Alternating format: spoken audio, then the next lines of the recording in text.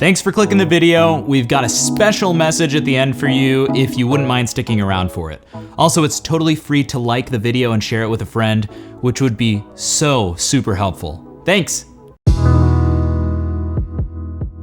So guys, I bumped up Yap's request for the month because he can only be here for a little while. And that goes for everyone. If you guys are on this Patreon list, if you're one of my patrons, first of all, thank you. But also, if you can't be here, or you can only be here for a certain time, always feel free to let me know and I'll hold your request or something.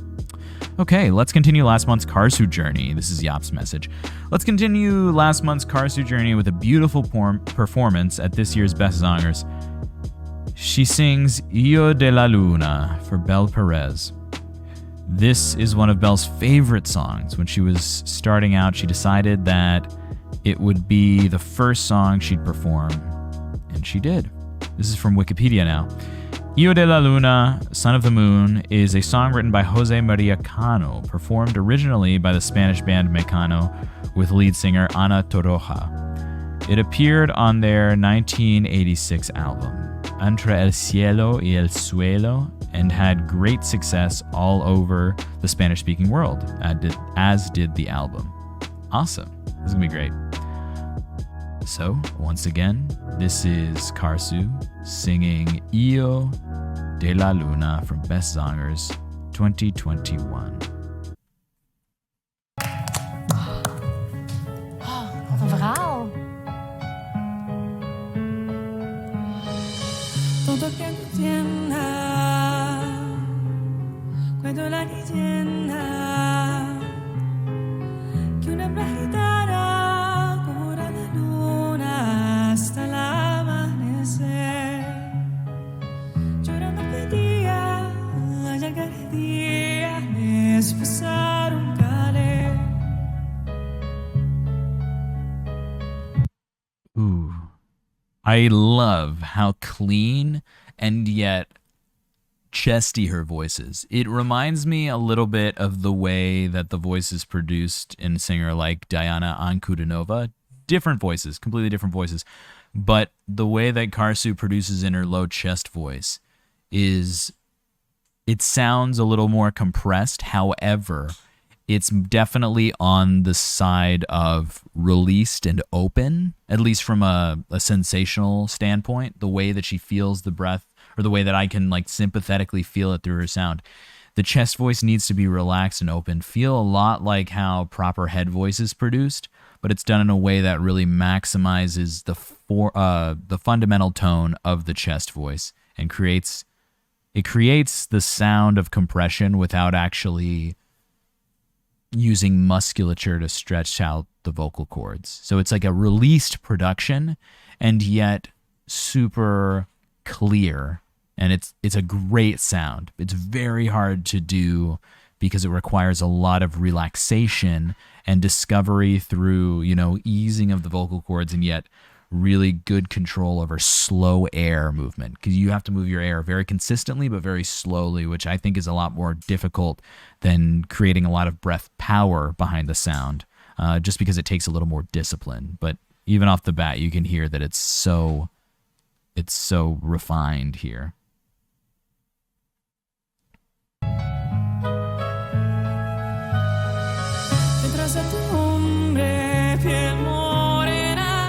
Se habló la luna llena, pero a cambio quiero el hijo primero que engendres ayer. Que su hijo enmola para no estar sola, porque le iba a querer. You hear that when she dips right down into the lowest part of that? She keeps the resonance present in the sound, and she doesn't lose any of that deep, chesty warmth. Again, this is the result of using a ton of air really slowly. So not pushing any. If she were to grip or really push or support anything in any way, not support, support's the wrong word. Support's a terrible word. It can mean anything. But if she irks the air, or jerks the air, or crunches the air, it wouldn't be able to phonate like that. This has to be like It has to be like a really slow tidal wave of air, just consistently moving and without stopping. And she digs into that mask resonance that she can get from the chest, and she opens up everything to maximize the color without volume. And she has a microphone right here, so even if she pulls the volume back a lot, she can get a ton of color, and the mic will pick all of that up. So this is very, again, I hope you guys hear what I'm saying when I say Diana Ankudinova. Yeah, and she brings in those Turkish influences, which has those little like lilts and twists and turns in the stuff she's singing, which is really cool. Rune, have a great dinner. I can definitely hold your request until then. No worries. Yeah, you can post a link in chat. It's totally cool. Luna quiere ser madre y no encuentras querer que te haga mujer. Dime, luna de plata, ¿qué pretendes hacer con un niño de piel?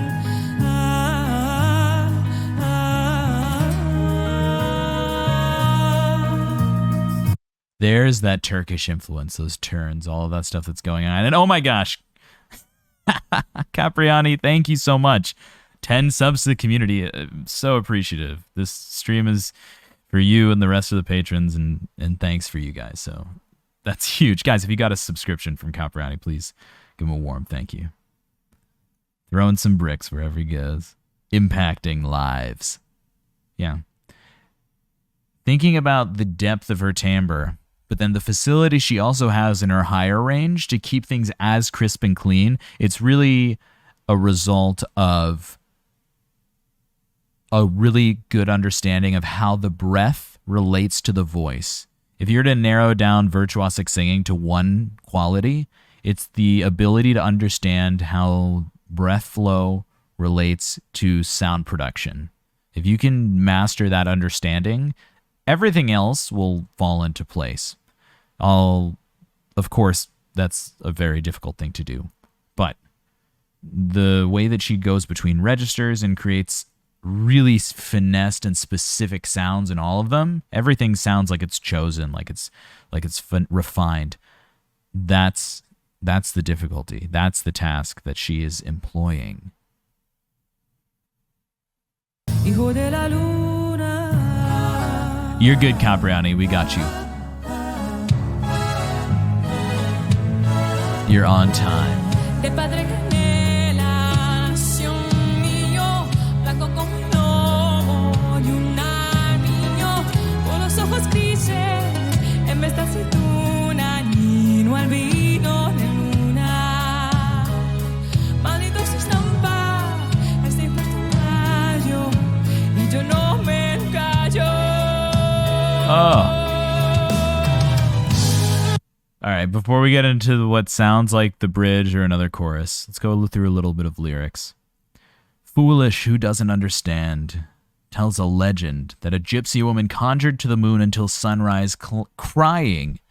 She was asking for the coming day to marry a gypsy man. You have your man of dark skin from heaven, spoke the moon full.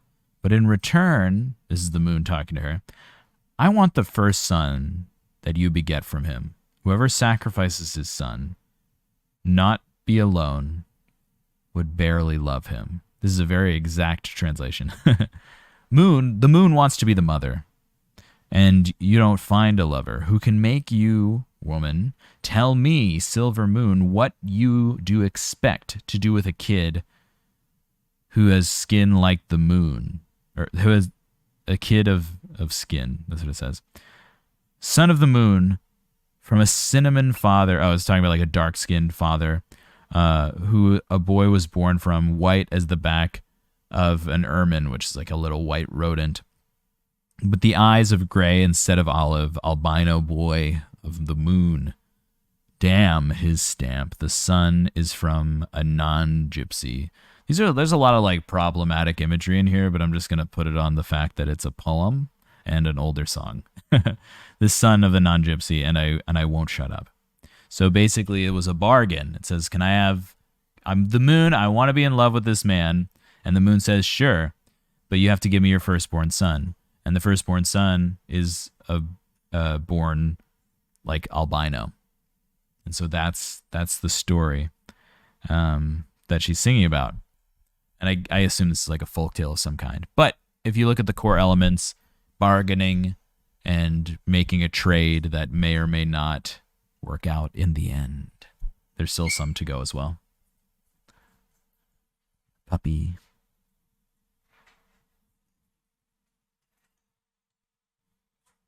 There's a big discussion on the German Wikipedia page for this song about the fact that in German, the moon is male, and it ruins the song's translation. Well, ruin, or just make it a little more interesting. A little more nuanced, right? Oh, that's funny. Yeah, let's keep listening, because the way, I mean, you can hear that pining and intrinsic pain, the way she's singing it, in a way that's different from Yes to Oldu, right? Because we listened to that last time. But here, it's just a little different.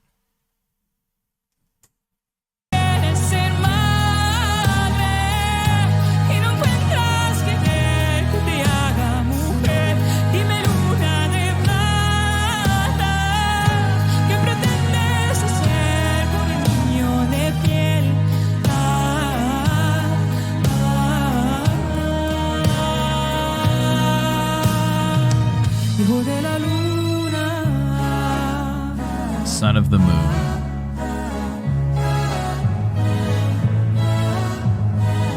Gitano que ese deshonrado, su falsa mujer, cuchillo en mano, ¿de quién es el hijo? Me se engañó fijo y de muerte la hirió. Luego su al monte, con el niño en brazos y allí le abandonó. Oh, this is really good. Okay, so here's the text of this next one. Gypsy man, believing himself dishonored, went to his woman with a knife in hand. Whose son is this? You've cheated on me permanently. And he killed her dead. Then he went to the mountain with the kid in his arms, and he abandoned him there. So that's the curse of the bargain that the woman made with the moon.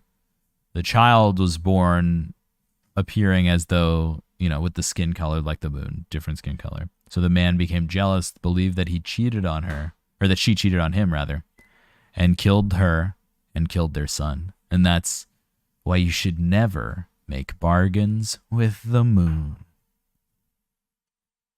And you know why I got shivers, Nati? Is looking at the way she's delivering this stanza.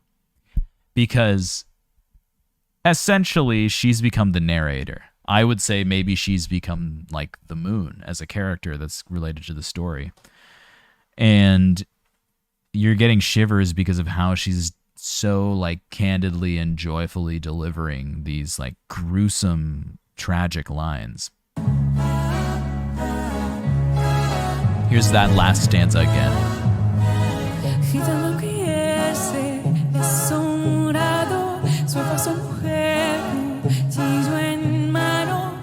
Knife in the hand. Who's this boy? Whose son is this? Kills her dead.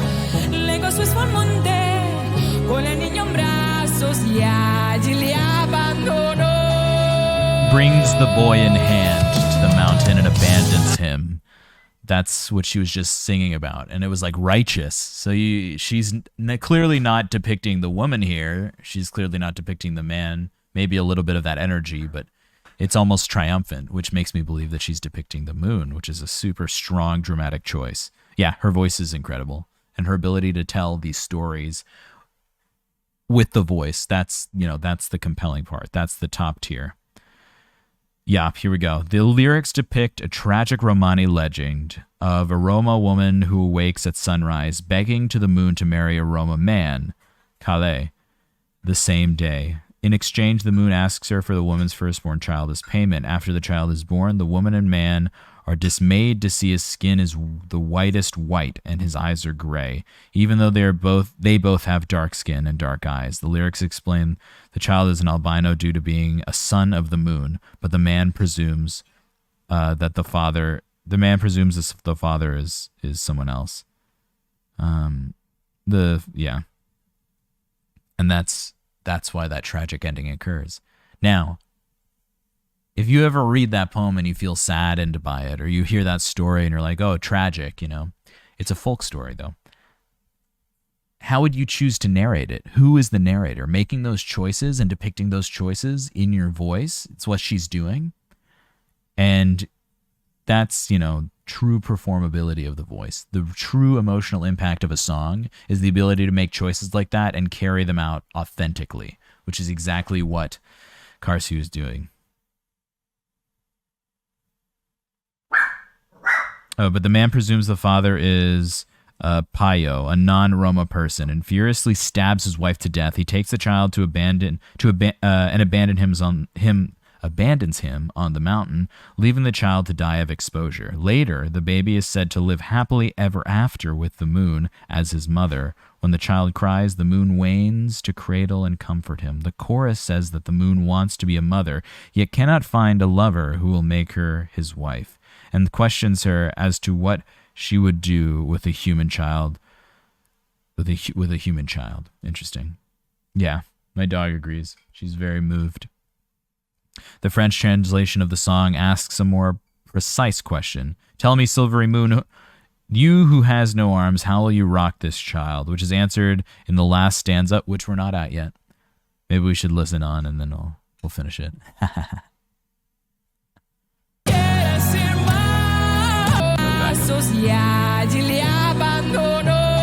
Abandons the child.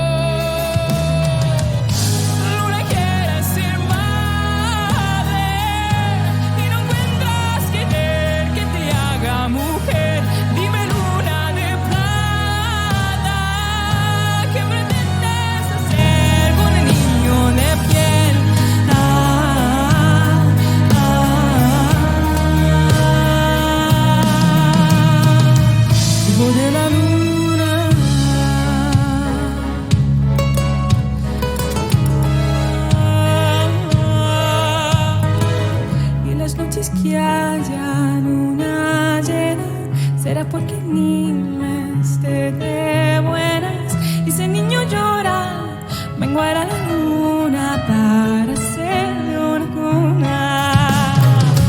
Y si el niño llora, menguará la luna para hacerle una cuna.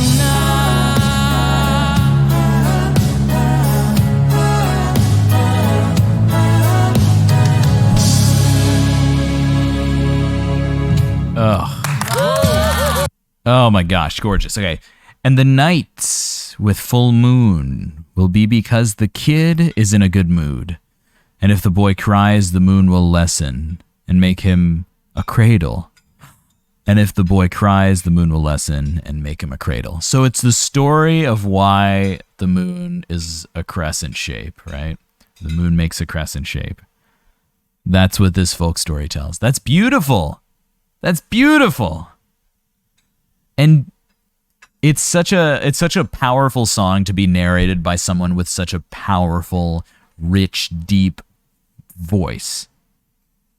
Yeah, thank you for the 1,000 bits. Thank you very much. I hope you enjoyed this. I thoroughly enjoyed this. Thank you for sharing your discovery with us of Karsu from Best Zangers. Hey there, I hope you enjoyed checking out our coach analysis and reactions today. Your support really does mean so much. We've been posting content here on YouTube for almost a year now, and the growth of this channel would not be possible without music lovers and singers like yourself. Now, if you haven't already, it would be awesome to see you in our Discord server, discord.gg/bigbrainsinger, where you can hang out with and chat with other like-minded music enthusiasts. With all the growth we've seen in recent months, we have started planning a ton of really big community projects coming up. And we're actually looking for passionate individuals to help us work on social media marketing and video editing. If you have any interest in helping the community, and those are some things you're interested in specifically, I'd love to hear from you. You can either find me on Discord or email me at charlie@bigbrainsinger.com. Thanks again for watching, and I'll see you in the next one.